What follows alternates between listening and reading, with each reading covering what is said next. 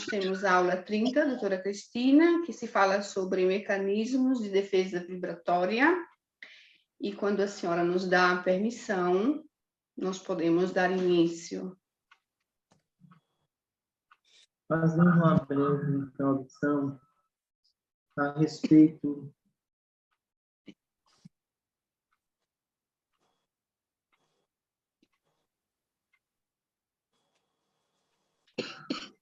Não estamos ouvindo. Nos defender.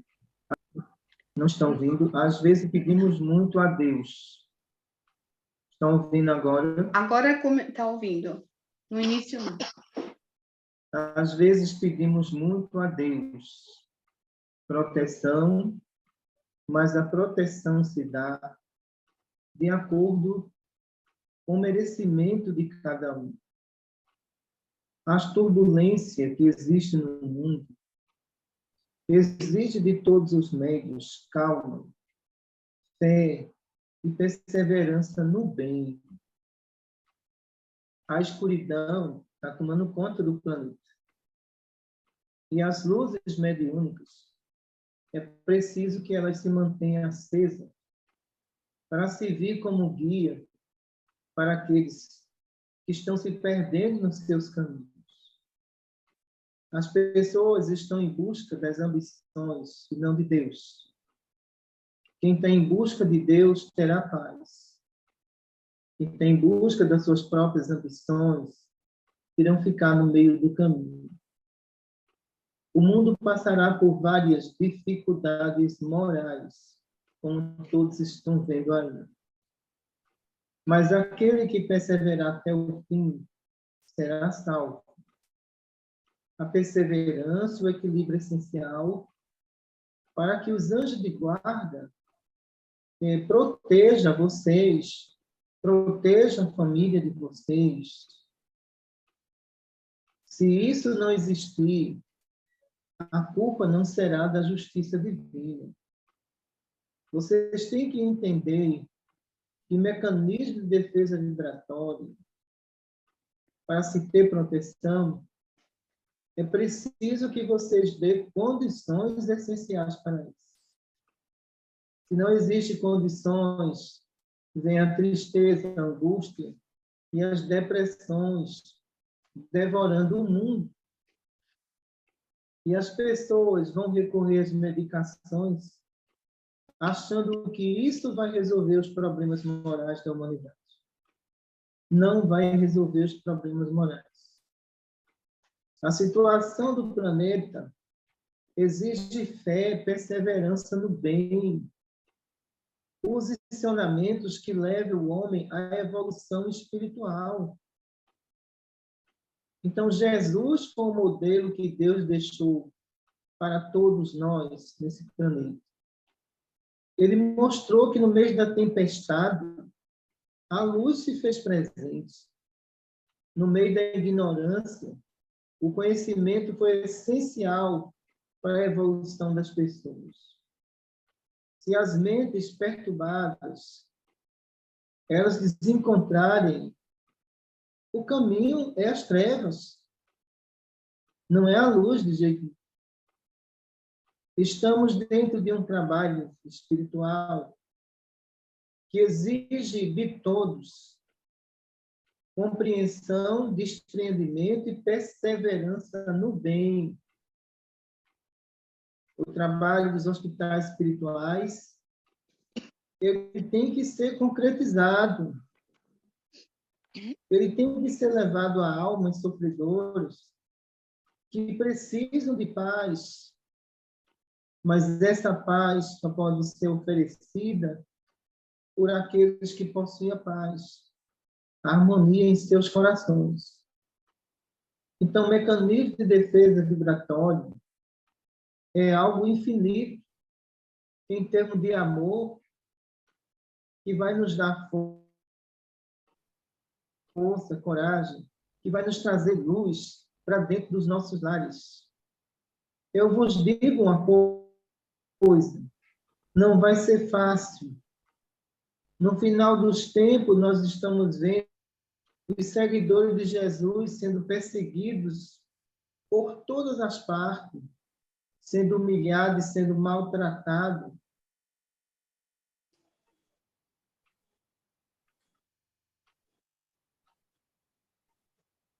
para a gente entender que situação trágica do planeta. Substituir Jesus por ideologias, ensinar as crianças que Jesus nunca existiu. Então, será que todos estão preparados para realmente enfrentar esse final de mundo, dispersão e prova? Só aqueles que compreendem as leis de Deus, só aqueles que compreendem a si mesmo, estão desprendidos de todas as coisas, é que vai entender o alfabeto divino. Muita paz para todos. Amém.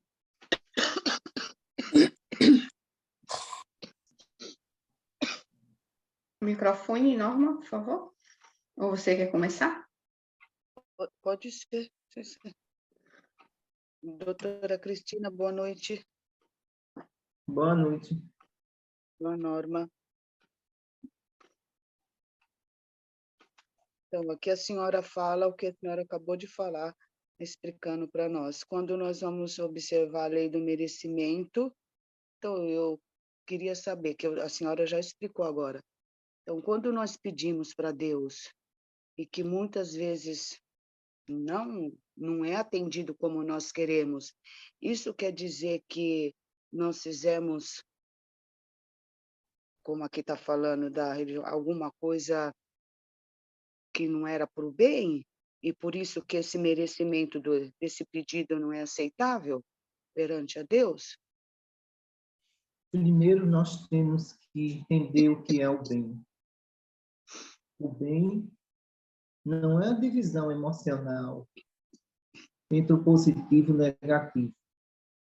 O bem é tudo aquilo que nós podemos fazer e na hora que nós quisermos a retribuição, se esse bem foi verdadeiro, a justiça divina irá vos atender.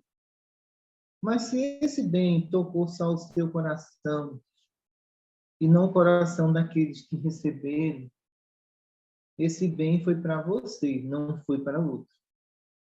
O bem para todos é todos serem felizes, porque tem muitas pessoas procurando a felicidade para si, sem pensar na felicidade do outro.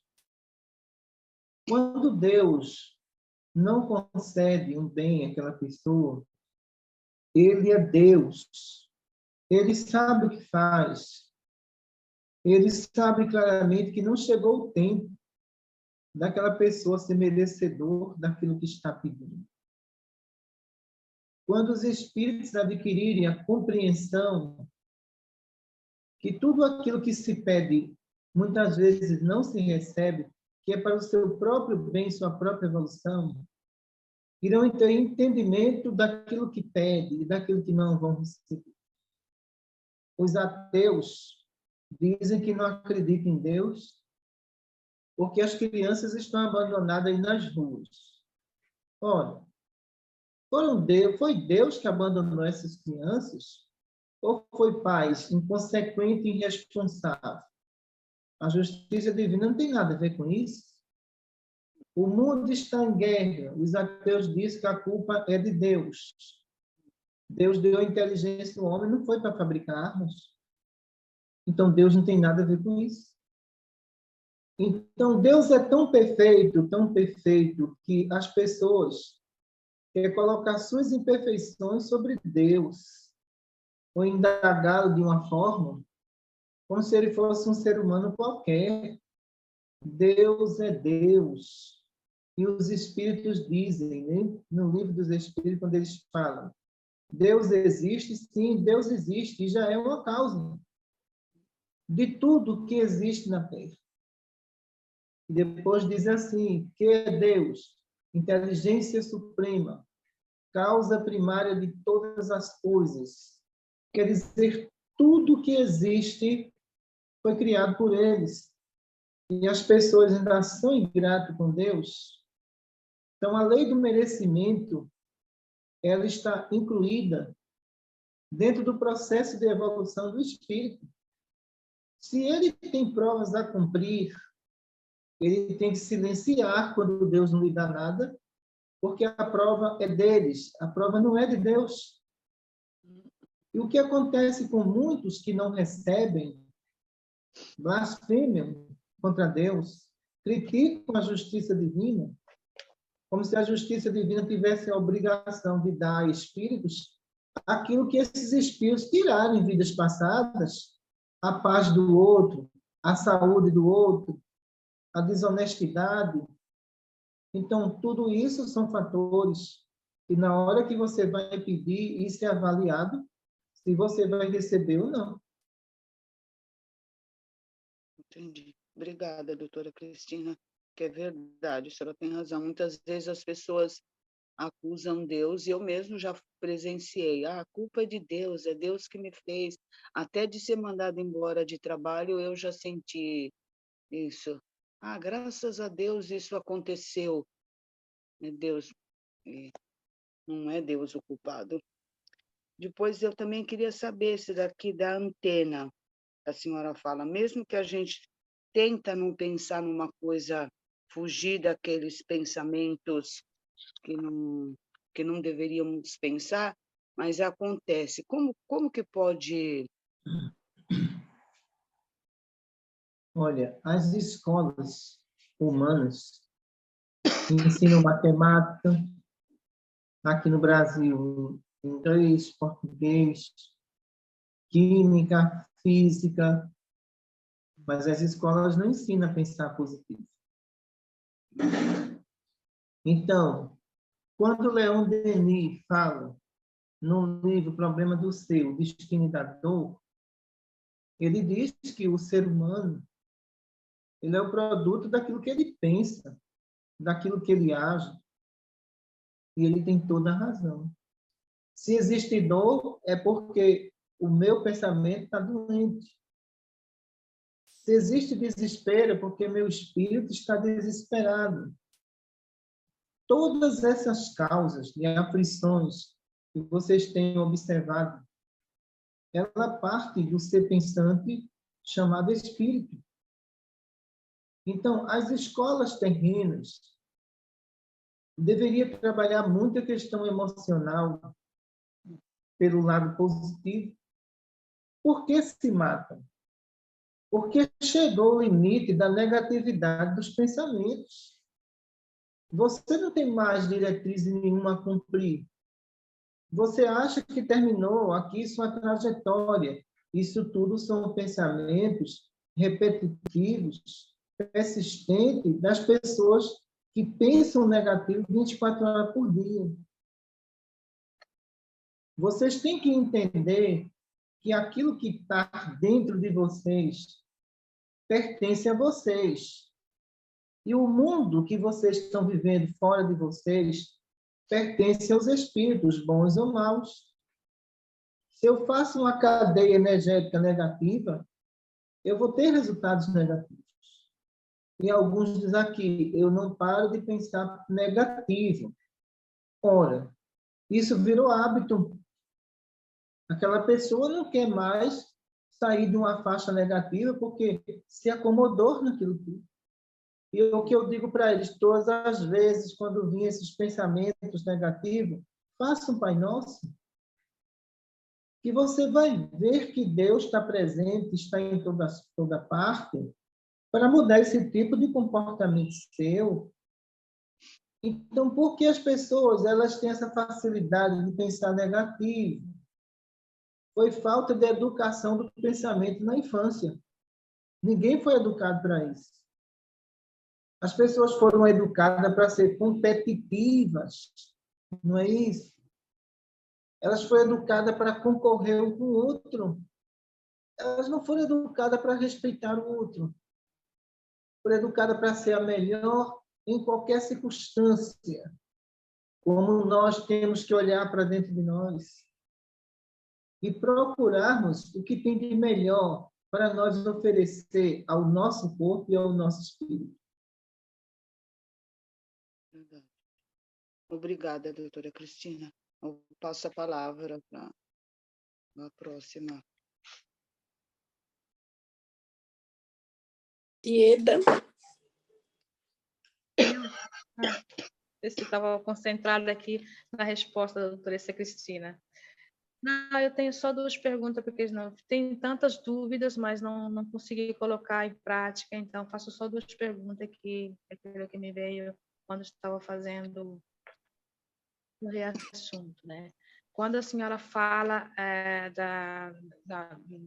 dizemos assim, da evolução do espírito, e quando a mãe faz a oração para os filhos, né? Então, nesse mesmo conceito, né, que temos nós temos que prender ato que é válido também quando oramos pelo um espírito para obter uma cura e ele não obtém. Olha, não é a quantidade de prece que vai mudar o destino de um karma praticado, não é? Não é a quantidade de prece. Às vezes, as pessoas oram em multidões, mas a vontade é de Deus, não é da multidão, não é isso? E muitos espíritos, quando chegam aqui, compreendem isso. Doutora, todo mundo orou por mim, me deu paz. Mas a minha vida, quem decidiu foi Deus. Nada se perde, a prece vai servir para algum objetivo, mas o objetivo de Deus é outro. E vocês querem que o objetivo de vocês se resolva numa prece. Não, se resolve na justiça divina. Aquele espírito errou, terminou o ciclo dele, ele tem que voltar. E muitos aqui depois compreendem porque sofreu tanto no leito da cama, porque todo mundo orou por ele. E essas preces se perderam? Nunca se perderam. Agora, depois, quando ele entra no estado de consciência, de atos praticados para com o próximo, aí ele entende por que ele passou por aqui. Aí ele entende por que tanto sofrimento. Mas o que acontece com vocês é vocês achar que o número de pessoas orando vai salvar almas endividadas. Vai, não. Não vai. Aquela alma que está no leito da cama, ela terminou o seu projeto reencarnatório. A prece não vai mudar esse destino imposto pela justiça divina. Essa pessoa vai ter que voltar, meus irmãos. Ela vai ter que retornar ao plano espiritual. E alguns decepcionados que oraram dizem, eu não vou orar mais porque Deus não me atendeu. Então, essa pessoa estava orando para quem? Com tanto pessimismo. Porque quem ora não perde a fé de jeito nenhum. Não perde. Como eu estava citando aqui, eu vi uma mãe que perdeu um filho com câncer na região genital, o jovem de 25 anos, filho único, e essa semana ela pediu para trabalhar nos hospitais espirituais, coisa que ela tinha pedido a mim no mundo espiritual, quando estava dormindo, eu anotei tudo e trouxe. Eu tinha falado com o médico e disse, olha, aquela mãe que perdeu o filho lá, de 25 anos, filho único, eu vou querê-la como trabalhadora, porque ela é um exemplo de resignação, ela é um exemplo de fé. Em nenhum momento eu vi essa mulher reclamando de nada. Em nenhum momento eu vi essa mulher questionando a justiça divina.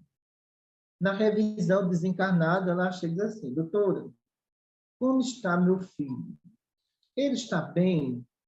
Olha, essa semana está um pouquinho agitado, a medicação aumentou. Diga, meu filho, que eu o amo muito.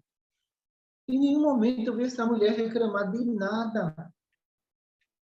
E quando eu disse, olha, você sabe por que ele partiu, não sabe? Sei. Sei, doutora, foi lei de causa e efeito. Eu sei o que ele fez. É esses trabalhadores que eu estou procurando no meio da multidão. É esses trabalhadores que eu digo, olha, eu quero essa mulher ao meu lado. Porque você perdeu um filho único com câncer na região genital. Você ouviu uma revisão e você não reclamar em um instante e dar força às outras pessoas que perderam parente, dar força a trabalhadores. Isso não vale mais do que uma prece, Eda? Certo. Isso é o Inspiração. exemplo do sofrimento que essa pessoa passou. Então, quando eu disse, a senhora tinha ele, só ele mesmo, só a doutora, era meu filho único. Mas, doutora, e essa, por exemplo, essas pessoas que têm essas perdas, não são também devedoras? O que acontece com vocês que têm dívida é que vocês se revoltam contra a dívida que têm. Esse é o problema. Enquanto ela estava ali, olha, e ela é católica, ela está entrando no espiritismo agora, ela viveu a vida inteira no catolicismo. Então, o que é preciso para a humanidade? É só a prece? Não, é o exemplo. Não é só a prece. O exemplo que arrasta multidões para o cristianismo. E depois de tudo aquilo, eu disse, olha, a senhora fez o curso? Ela disse que fiz o curso de Medicina Espiritual. Para mim, o melhor curso que a senhora já fez foi Sua Fé. Vale por 1000 cursos que eu dou. Porque a senhora perdeu um filho. A senhora nunca reclamou. A senhora estava lá no meu curso de Medicina Espiritual. Mas, para mim, é a perda do seu filho. E Sua Fé, isso para mim já é um curso. A senhora é minha trabalhadora. Vai lá pegar sua farda. Entenderam que o exemplo vale mais do que 1000 preces? Entendi, sim. Muito bem. Muito obrigada.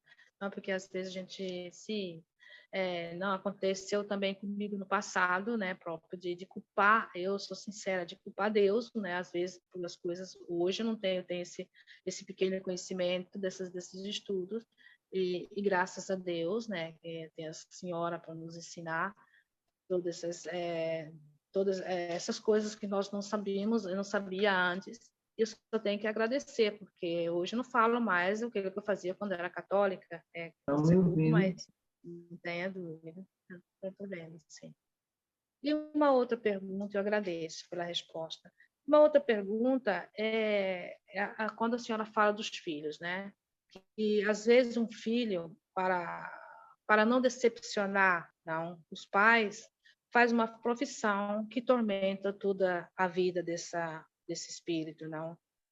Aí a minha pergunta vem, mas esses pais, né, têm conhecimento que está fazendo justo e quando endereça esses filhos, endereça esses filhos, né, a fazer uma faculdade pelo qual ele errou em outra vida e ele fez a faculdade pelo qual ele errou em outra vida e vai continuar errar, como a senhora falou. Essa mãe é uma merecedora, se ela está ali para ensinar esse filho, mas ao mesmo tempo ela não está obrigando, porque no mundo que nós vivemos hoje, os pais têm que endereçar os filhos, né? Porque muitas vezes os filhos, se não têm uma direção, como a senhora mesmo falou em outras aulas passadas, esse filho ganha o mundo, né? Então a minha dúvida é aquela ali, essa mãe, né, que endereça esse filho a fazer uma universidade e esse filho sofre toda a vida. Que merecimento, pode ter um merecimento essa mãe por ter feito bem para esse filho ou não consigo... Olha, o que existe Ida, no planeta Terra é ambição por título, não é amor pelo título, é diferente. Então, ninguém pode ter amor a um curso superior e não ter amor às pessoas que são inferiores e precisam de carinho e atenção. Essas coisas a justiça divina condena, não aceita. Então, como é que as pessoas querem fazer sua faculdade e, de repente, mestrado ou doutorado, sim, você vai se encher de estrela e o povo sofrendo, hein? Então, de repente, chega alguém ali com um curso de técnico de enfermagem, com todo o amor do mundo, é instrumento da justiça divina. O que eu quero dizer é que as pessoas agora, atualmente, elas querem se iludir com o título onde quem precisa de ajuda não está precisando de título. está precisando de ajuda. Se você chegou aonde chegou, faça alguma coisa. Mas o que é que acontece com muitos? Conquistas, conquistas e mais conquista, e o outro lá sofrendo. Eu lembro uma coisa que a dona Maria Cláudia Martins me disse, quando eu fui convidada para cá, eu perguntei, olha, qual é o médico que vai trabalhar comigo lá no hospital? Me diga uma coisa, eu não quero saber de conhecimento. Ele tem coragem? Tem, eu quero. Eu vim em busca de coragem, eu não vim em busca de conhecimento. O médico tem coragem? Tem. Então, eu quero, eu aceito. Eu aceito porque eu confio no que a senhora está me dizendo. Então, se tem coragem e é trabalhador do Cristo, eu quero. Mas se tem título e não tem coragem, isso vai adiantar, pessoal. Isso vai evoluir. Então, o que acontece muitas vezes com muitos jovens que eu converso nos hospitais é a frustração profissional que os pais jogaram esse jovem. Doutora, eu não queria ser isso, mas ele força. Pelo amor de Deus, isso vai ser uns bons profissionais? Nunca. A maioria frustrado, decepcionado, faz faculdade porque o pai está dizendo que ele vai ganhar muito dinheiro, mas ele não quer aquilo para ele quer outra coisa. Então, por que as pessoas não respeitam o direito de escolha da outra? É impressionante como essas pessoas elas vão sofrer lá na frente em ver seus filhos viciados em bebida, que a maioria vai cair em bebida, a maioria vai cair em droga, sabe por quê? Eu não tive o prazer de escolher minha profissão, foi meu pai que me induziu. Muitos vão para dentro de hospitais, para dentro de consultório, inconformado, trata paciente mal, sabe por quê? Não era aquilo que ele desejava. Então, por isso, deixe os filhos de vocês à vontade na escolha. Porque se der errado, foi ele que escolheu. Se der errado, foi vocês que induziu. Então, vocês vão ter ali um inimigo dentro de casa, como eu vejo muitas vezes nos hospitais, os jovens que chegam para fazer consulta decepcionados com o curso e entram em depressão e dizem, olha, doutor, estou em depressão porque minha mãe força uma situação que eu não quero. É um curso superior, eu não quero isso para mim, eu quero outra coisa. Então, veja que as pessoas não estão em busca de amor, estão em busca de resultado financeiro. Muito agradecida. Muito obrigada, de coração, realmente. Eu acabei com as minhas perguntas, eu passo a palavra. Doutora, aganchando ali na pergunta da Ieda, né? Tirando a decisão do jovem, a frustração que ele tem por fazer uma universidade que ele não quis, tirando essa parte. Eu parto do princípio que, tanto vou fazer um comentário, né? Entrei em confusão, porque a gente, como mãe, a gente quer sempre o melhor para o filho. Esse espírito, ele veio para ser educado, encaminhado, e é a nossa função. E quando a gente se bate de frente com esses filhos que não querem fazer nada, aí a gente diz, estuda, estuda, estuda. Estamos errando? Certo, boa pergunta. E se ele não tiver aptidão para estudar? A responsabilidade é dele, você como mãe fez sua parte. Se ele não fez a dele, ele vai ver que lá na frente você tinha razão. O grande problema disso tudo, quando as mães estão insistindo para aqueles filhos fazer uma coisa, ela está querendo o bem dele. Mas muitas vezes ele não tem evolução de compreender o que é o bem para ele. E eles terminam caindo nas suas reencarnações. É culpa dos pais? Não. É responsabilidade dele. O que nós estamos dizendo é conduzir, pessoal, não é induzir, é diferente uma coisa da outra. Conduzir é você orientar, induzir é você tomar a frente naquilo que o outro tem uma opinião própria para decidir e é inteligente para fazer isso.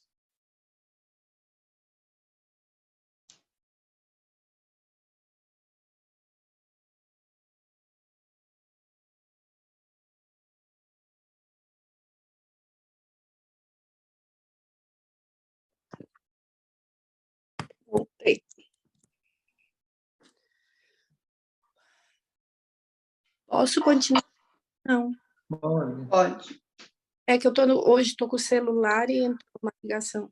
Estou com um problema no computador, doutora, desculpa. Então, aí a gente insiste com essa criatura, para essa criatura estudar, para ter um futuro melhor, e essas criaturas não querem nada. A gente está errando em insistir nessa educação? Olha, se ele já tem maior idade, a responsabilidade aí é maior para ele do que para você. Se ele é de menor idade, você tem responsabilidade com ele. Mesmo que ele não queira, você está indicando a ele o melhor caminho. Mas ficou de maior perante a justiça divina, ele é responsável agora pela condição dele, porque ele não vai ter mãe nem pai pelo resto da vida. A mãe é temporária. Ele tem que pensar nisso. O ciclo da vida é a mãe partir e ficar. Mas o que acontece com muitos, que a gente também observa, é que eles esperam tudo materialmente dos pais. Não querem trabalhar, entendeu? Querem viver na função de pai e mãe. Eu entendo até certo ponto, se ele é de menor, e a lei não permite que ele trabalhe.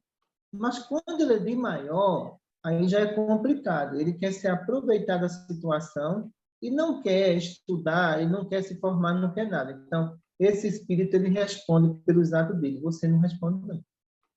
Ô, doutora, mas no geral, aproveitando esse gancho aí, o que está acontecendo com essa última geração? A última não, a penúltima. No caso, a geração antes de mim, umas 2 gerações antes de mim. O que eu trabalho com eles.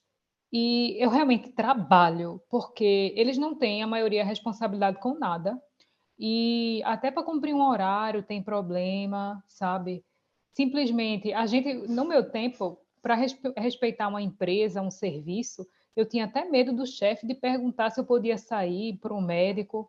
Esse pessoal não, diz assim, olha, eu vou viajar, daqui uma semana eu volto. Não pergunta nem se a empresa vai faltar, se o que é que vai acontecer, não querem nem saber. Quando não é assim, é pedir aumento o tempo inteirinho, sem dar resultado. Enfim, olha, cada coisa que eu fico comparando, né, as gerações, por exemplo, dos meus pais, que tinham mais responsabilidade, que faziam as coisas. E essa geração de agora está meio, entendeu? Por que isso? Por que essa revolta deles? Vê só, Cília. Evolução, educação e responsabilidade a geração dos seus pais tinha. Não eram pessoas alfabetizadas, mas eram pessoas moralizadas, que tinham consciência dos seus deveres.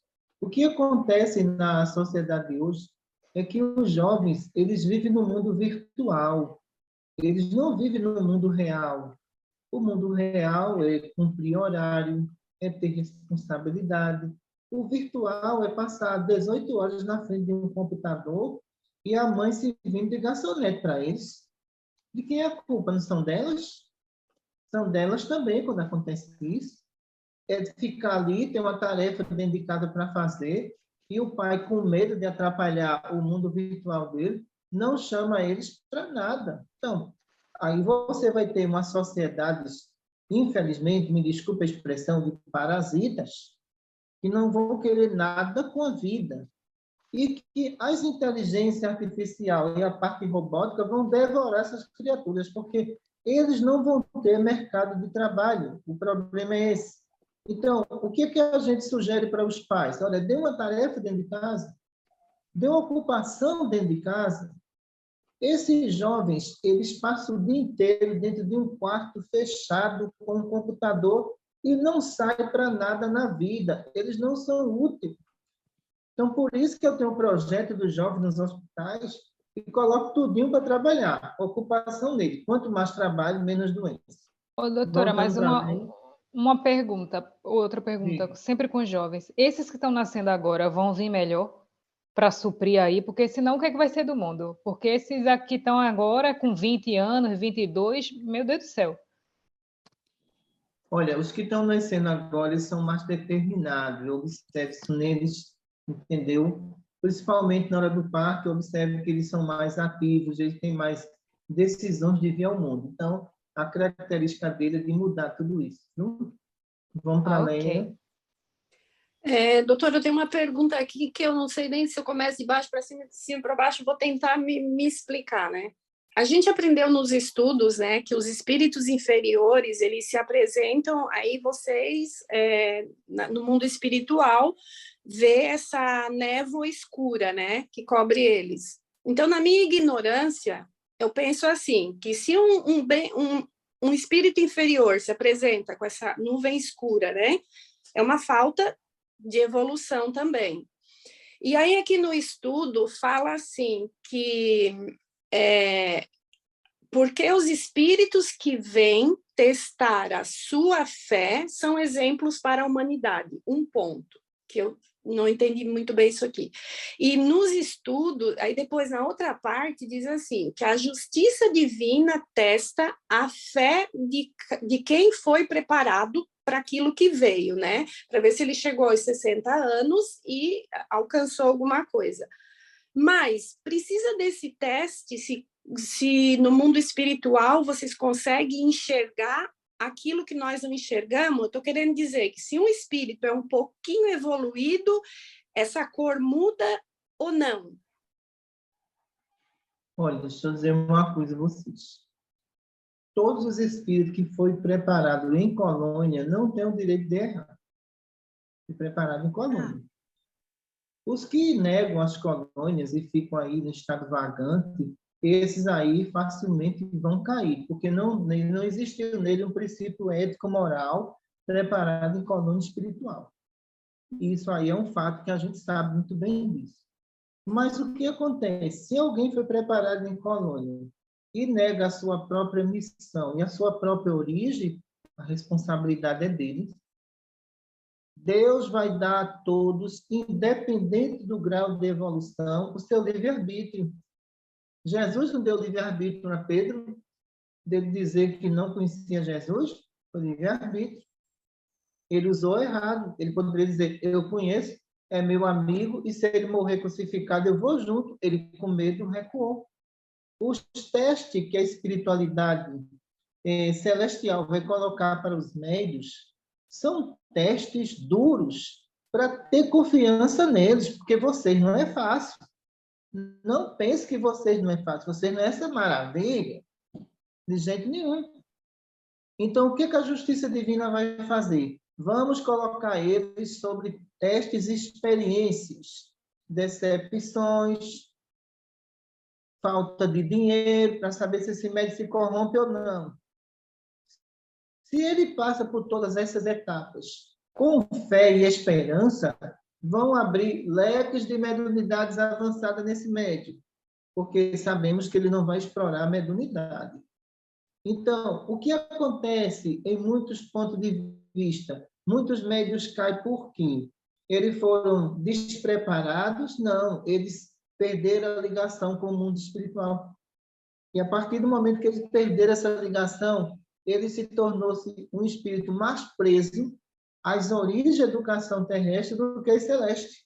Esse é o grande problema dos médiuns. Então, a justiça divina para liberar mediunidades especiais, é preciso que faça provas para esse médico. Ou vocês vão chegar numa faculdade, não vai ter prova, não vai ter teste, não vai ter nada. Vocês já vão sair doutores? Não pode. A mesma coisa é a justiça divina. Vamos ver a paciência desse médico, vai ser testado na paciência. Vamos ver a honestidade desse médico, vai ser testado na honestidade. Então, nós estamos lidando, pessoal, com almas falidas, que eu sei o relatório de vocês. Se nós estamos lidando com almas que faliram, a gente não deseja que vocês venham falir do mundo. A gente deseja que todo mundo tenha paz, tenha luz. Então, é o objetivo de Deus. Agora, você imagine, de repente, se o piloto está no avião e ele sumiu, quem é que vai guiar esse avião agora? Então, quem é o avião do médio? O anjo de guarda e a justiça divina. Senão, esse avião cai. Então, quer dizer que a questão de a cor da nuvem escura, então, nesse planeta aqui não tem. Vocês não conseguem ver a evolução de um espírito pela cor que ele se apresenta? Não, nós vimos a evolução. os espíritos que realmente apresentam cores brilhantes, eles têm evolução, porque esse brilho que reflete nele é todo o bem que ele fez durante a existência toda. Percebemos claramente isso. Quando percebemos também que existem outros que não têm esse brilho, mas que precisa trabalhar para chegar até lá, e orientamos eles para isso. Então, nós queremos ver todo mundo na luz. Obrigada, doutora, muito bem explicado. E aqui eu tenho mais uma perguntinha, que na verdade eu tenho várias, mas eu vou fazer só. Aqui, no caso, a doutora faz um trabalho, né, quando está dentro do campo do médium, com algodão, né, de colocar o algodão, pelo que eu entendi, na cabeça, e a senhora fica segurando, né? Esse procedimento, porque o espírito, ele não consegue pensar em Deus, aí a senhora pensa em Deus e automaticamente, me parece que elimina a obsessão dele, ou faz ele pensar em Deus, eu não me lembro direito como é que é. E esse procedimento é só feito pelo médico espiritual, o médium não tem condições de fazer isso. Olha, eu não passaria essa responsabilidade para um passista, porque aí eu estou lidando com processos hipnóticos. Quando a gente manda um hipnotizado fazer uma prece, ele não consegue fazer. E a gente faz a prece e transmite a prece para a memória dele, para quebrar a hipnose. Então, nessa transmissão aí de luz da nossa parte para ele, afasta aquele espírito que está ali. Mas para os médios fazerem isso, eles têm que ter muita segurança do que está fazendo e muita fé em Deus. Se der errado, esse médio desmaia no mesmo instante, não consegue se manter, porque quem estava lá fora derrubou ele. Ah, tá, porque ali eu fiz o reassunto pela parte escrita e não especificava a hipnose, é por isso que eu fiquei meio em dúvida. E só mais uma perguntinha aqui, depois eu passo a palavra. No caso, né, a senhora se referiu também daquela médium, que era uma médium de desdobramento, e ela pensou no pai dela, que estava no Vale dos Suicidas, e ela foi arrastada para lá. Mas também numa parte da aula fala que é preciso permissão para entrar nessas regiões, né? Tudo bem, ela foi arrastada porque ela era uma médium de desdobramento e pensava nesse pai que cometeu suicídio. E aí, no caso, aquele livro que foi escrito, Vale dos Suicidas, aquilo ali teve permissão para aquela pessoa entrar lá? Aquilo ali é fictício, não tem nada de verdadeiro? Como funciona essa coisa? Porque se uma médium de desdobramento que pensou no pai foi para lá, eu entendi assim que qualquer um entra e sai? E a autorização? Sim, eu lembro dessa história. O que aconteceu? Que ela forçou a vibração durante um mês. E isso não foi uma vez. Então, a gente entende pelo amor que ela tinha ao pai, essa coisa toda. Mas ela ficou pensando durante um mês em ir naquele local. E na medida que ela pensava no pai, o pai jogava a vibração e ela ia se aproximando cada vez mais daquela região.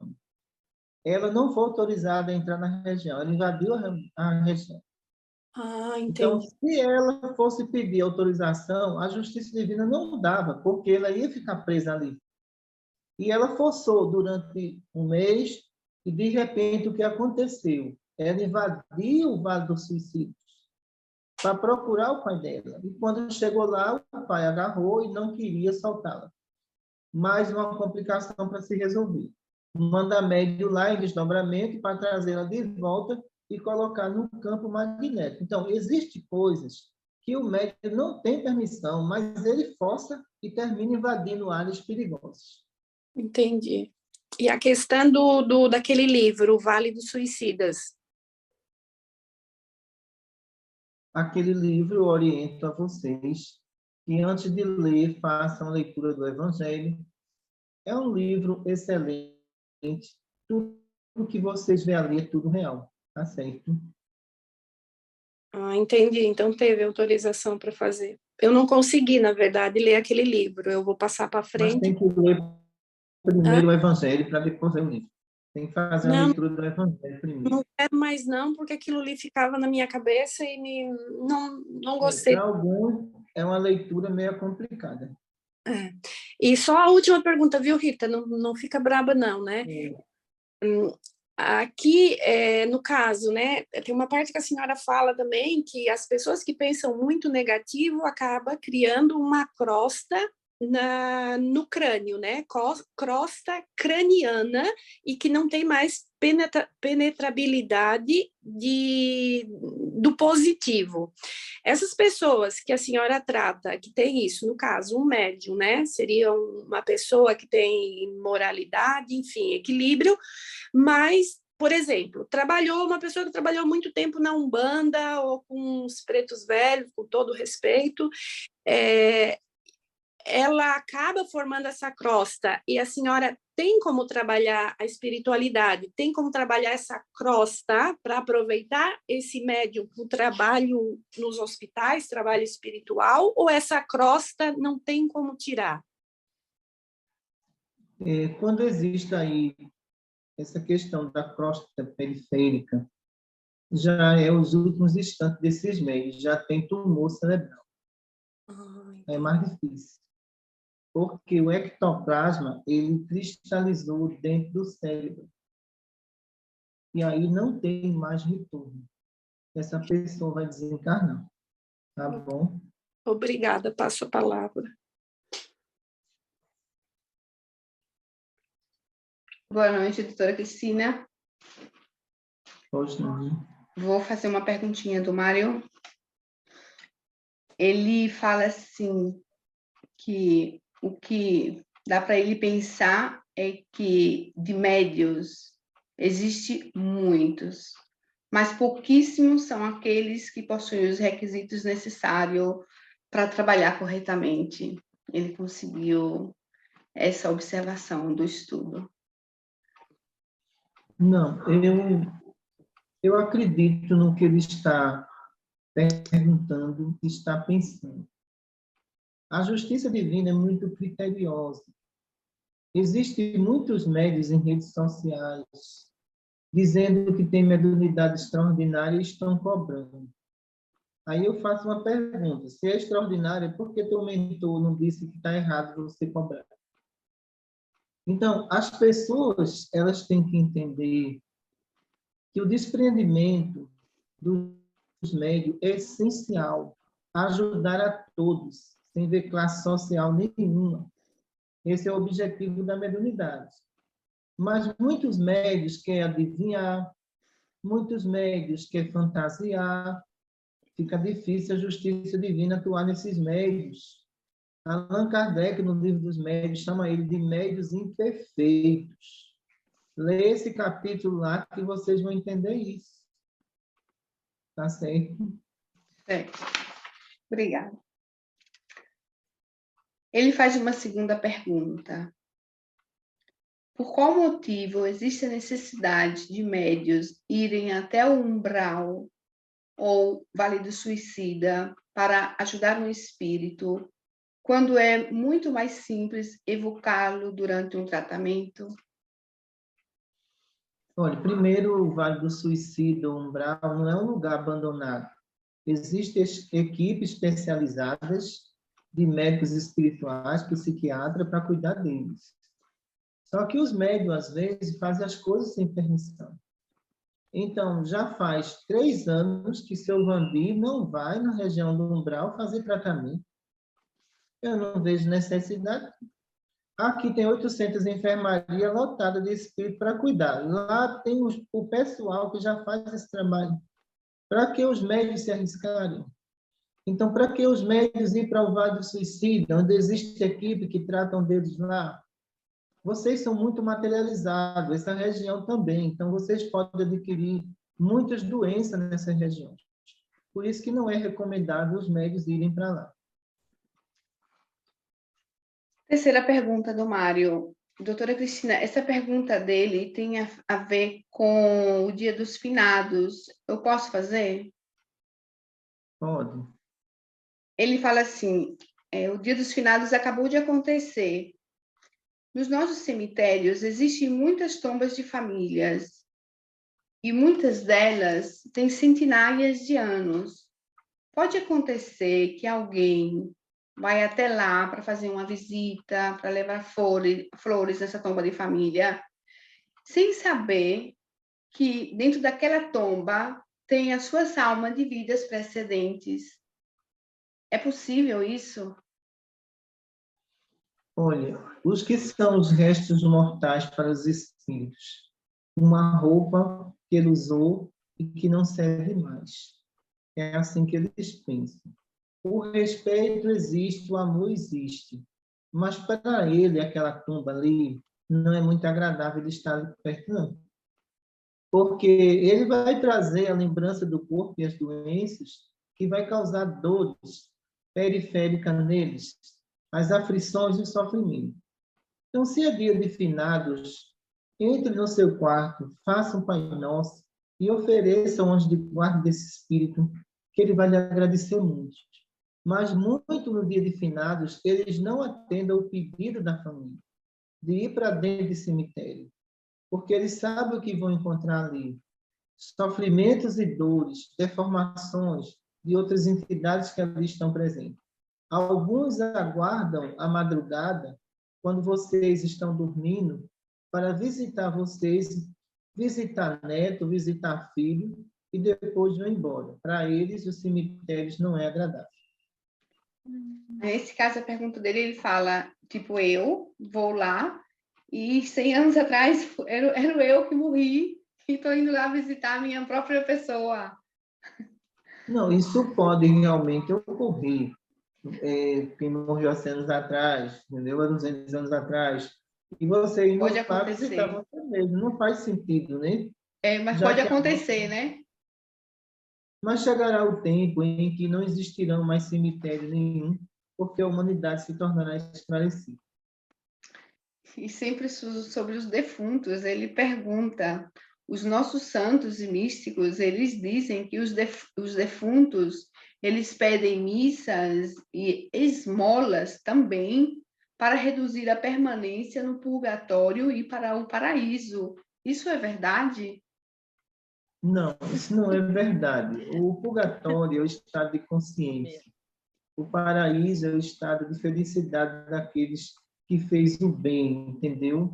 Então, os espíritos que vagam na Terra, que não querem se melhorar, às vezes recorrem à missa achando que é a solução. Não é a solução. A solução é se internar na enfermaria, se preparar e voltar para as colônias. Certo. Eu, em vez da doutora Cristina, eu entrei tanto em confusão com essa aula que a senhora até veio me visitar no sono, eu sonhei contigo. E ontem eu comecei a ler de novo e aí eu consegui entender um pouquinho sobre essa antena. Porque eu disse, nossa, depois que eu estava lendo que essa antena, essa força de atração, merecimento, e é tudo ligado a uma vida precedente para ter esse bom êxito. E aí eu disse, mas eu, com esse operado que estou me preparando, a doutora Cristina fala sempre que os médiuns receitistas foram aqueles que aprontaram mais do que todo mundo. Como é que essa minha antena eu vou conseguir trazer essa vibração para os trabalhos? E como é que eu vou fazer? E eu não conseguia imaginar, fui dormir triste, e aí a senhora veio. E aí eu estava numa fila e disse, está pronta para o trabalho? Eu digo, eu não sei que estrada pegar. Aí a senhora tinha uma caixinha, apertou assim, disse, deixa eu olhar aqui se tem alguma coisa de bom. Aí disse, encontrei humildade e benevolência, vai, pega qualquer um, tu consegue. E aí eu acordei mais feliz outro dia. Ok, né? Sempre, doutora Cristina, sobre esse obter esse merecimento, não é necessariamente por ter tido um abuso na religião, não é isso? Também nas profissões, quando nessa vida você tem dificuldade de aprender, não tem então a ver porque de criança teve uma alimentação pobre, porque o fósforo é importante para a memória. tem a ver, então, com esse merecimento de vidas? É tudo ligado ao que fez anteriormente, não com a alimentação de quando é bebê? Cada espírito vai ter limitações naquilo que errou e naquilo que pecou. Se a justiça divina libera tudo, vocês caem de novo. Aí não vem a justificativa da alimentação, dos fatores orgânicos, de forma nenhuma. Os fatores morais de vidas passadas é que colocaram em vocês o freio na vida atual. Não tem desculpa para essa parte intelectual. Ok, fico com a minha burrice. Ô, doutora, uma pergunta. Antes da pandemia, eu tinha sonhado com a pandemia, e meu marido também. E aí, ontem, eu sonhei com a guerra que vai ter na Europa. Isso procede ou foi só um sonho sem futuro? O mundo está em turbulência. Ore e vigie. Se prepare para tudo. Daqui por diante será dores e sofrimentos. Sangue de Cristo. Então vai proceder, então eu vou vender até a casa para não ir embora. Então, se prepare. É o que vem por aí. Doutora, eu posso fazer uma Vamos pergunta? passar para a Rita, por causa do horário, Mora. Sobre a força de atração, ligando aos nossos trabalhos, doutora Cristina, necessariamente para abrir um hospital espiritual ao público, no mínimo, quantos médicos espirituais a senhora precisa para autorizar a abertura? Médios ou médicos? Médicos atuando. Olha, os médicos espirituais, não são médicos incorporados nos médios, né? Isso. Incorporados. Não, porque só basta mesmo um médio, daí por diante a gente vai avaliando o grupo e com o tempo vai liberando outros. Agora, quando se abre um hospital espiritual, são 4.000 médicos atuando naquela área. 2.000 fica dentro do hospital e os outros 2.000 ficam fora dele, que é as equipes externas. Mas são 4.000 médicos. Ok, obrigada. E, para terminar, Ieda, ela me fez uma pergunta. Ela disse, Rita, é uma pergunta assim por curiosidade, não que eu não confie na espiritualidade, em doutora Cristina, em toda a equipe, dona Maria Cláudia Martins, mas é uma pergunta assim que me veio. Quando a gente está estudando na minha casa, que pede, nós pedimos a presença do Dr. Pedro, dos nossos anjos de guarda, que a gente faz o nosso estudo de fluidoterapia, e depois vocês vão embora. É possível que eu sofra algum ataque de espíritos inferiores que venham trazer doenças em mim e a minha família? Eu disse, eu acredito que não. Aí ela disse, tá bom. Mas eu fiquei com essa coisa na cabeça e eu pergunto para ti, porque eu falei assim com ela, vi ela serena, mas já que foi uma pergunta que me fez, eu pergunto para ti. Deixa eu explicar uma coisa. Tudo aquilo que eu digo ao médium aqui, faça, é porque eu estou dando a garantia que não vai dar errado. Está entendendo? Quando eu digo não faça, obediência, não faça. Se essa orientação partiu de mim, eu tive que combiná-la com o mentor daí para dar toda a assistência. Então, vocês estão dentro de um estudo assistido pelo mentor espiritual. Sendo assim, não temam de nenhuma forma, porque, olha, o Magali Ferraz, que fica em Timbaúba, eu dava aula, sabe aonde? Dentro de uma sala de aula. O Hospital de João Alfredo, eu dou o curso lá dentro de uma escola que a semana inteira funciona.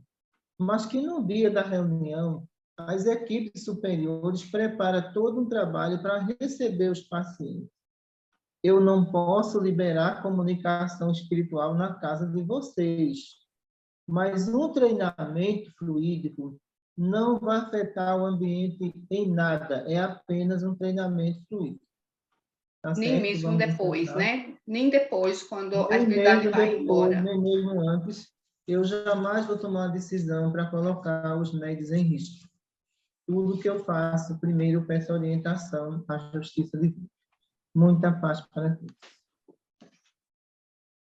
Senhor Jesus, Maria Santíssima, nossa Mãe maior, que o teu manto de amor, Maria, cubra nossas irmãs, que nesse momento recebe a tua luz e a tua compreensão.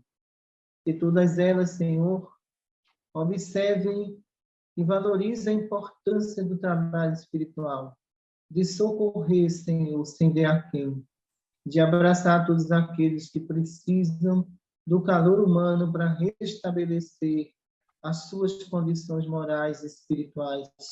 Em teu nome, Maria, damos por encerrado o nosso estudo. Obrigado a todos vocês.